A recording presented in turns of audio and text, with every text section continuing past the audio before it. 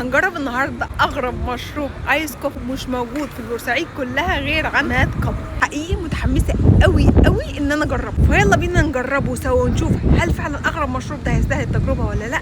يلا بينا. دخلت ماد كاب الفرع التاني اللي موجود بجوار الريستا، لقيت الماشين الفظيعه دي ولقيت ان هي من ماركه لافازا، فاكيد ده مشروب له علاقه بالقهوه ما ينفعش افوته. سالت الكاشير المشروب ده اسمه ايه، قال لي اسمه إيلي كريم. طلبت الإيلي كريم لاول مره، موجود منه حجمين، حجم السنجل وحجم الدبل. ده حجم الإيلي كريم دبل. بصوا يا جماعه شكله عامل ازاي. عايزه اقول لكم اصلا ريحه الاسبريسو فيه قويه جدا، القوام بتاعه كريمي جدا، اما الطعم تحفه تحفه. عشاق الاسبريسو هيحبوا المشروب ده جدا بجد. المشروب جامد جدا في الحر اللي احنا فيه ده، بيجمع لك بين قهوه مركزه وتركيزها عالي وقويه جدا، وفي نفس الوقت ايس وريتش وجامده جدا. انصحكم تجربوا المشروب ده، مش هتندموا ابدا. ندخل على تاني ايتم جديد من ماد كاب، التراميسيو كيك. طلبناها جت لنا بالشكل ده، شكلها خفيف جدا وريحه الاسبريسو فيها مميزه. بصوا يا جماعه طريه ازاي وانا بقى، وطعمها تحفه، خفيفه فعلا مش دسمه خالص. الاسبريسو فيها مظبوطه بجد، عجبتني قوي. تجربه مميزه قوي التراميسيو كيك دي مع الإيلي كريم، تجربه كومبو اسبريسو حلوه جدا. التراميسيو كيك خفيفه لدرجه فظيعه وهتحبوها جدا، والسكر بتاعها مظبوط. فلو انت من عشاق القهوه جرب الكومبو ده، الإيلي كريم مع تراميسيو كيك من ماد كاب، تتبسط جدا. الكومبو ده حقيقي كومبو مميز لكل عشاق الاسبريسو. ندخل على البيست سيلينج ايتم من عند ماد كاب، بيستاشيو ميلك شيك. بجد خطير تقيل، والبيستاشيو صوص اللي مستخدمينه فظيع. انصحكم تجربوا البيستاشيو ميلك شيك في الجو الحر ده، هتتبسطوا جدا، مش هتندموا على تجربه ابدا. الايتم التالت الجديد اللي جربناه من عند ماد كاب الموتشي. اتفاجئت ان ماد كاب جاب ثلاجه فيها موتشي، فيها انواع كتيره من الموتشي وفليفر منوعه جدا. قررت ان انا اجرب الموتشي واخترت بيس واحده كانت بنكهه المانجا. حجم بيس الموتشي كانت كويسه، وكميه الايس كريم اللي جوه عجينه الموتشي كانت كميه محترمه قوي. فحقيقه يا جماعه انا متحمسه جدا لتجربه الموتشي. يلا نقول بسم الله.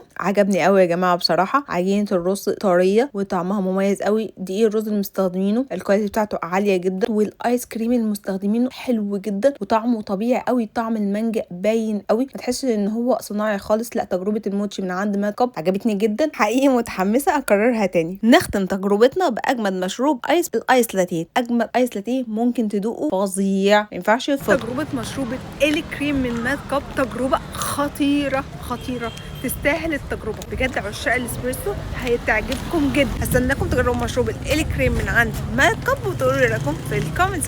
باي. وبكده نكون خلصنا تجربه احدث ترندات موجوده في ماد كاب. يا رب تكون عجبتكم، هستناكم تجربوها وتقولوا لي رايكم في الكومنتس. باي.